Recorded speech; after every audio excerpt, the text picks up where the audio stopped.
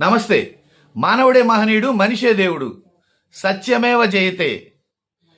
ఎందుకు మా ఊరిని అమ్మేశావు? ఎందుకు మమ్మల్ని మోసం చేశావు? ఎక్కడ ఆ దోచుకున్న సొమ్ము?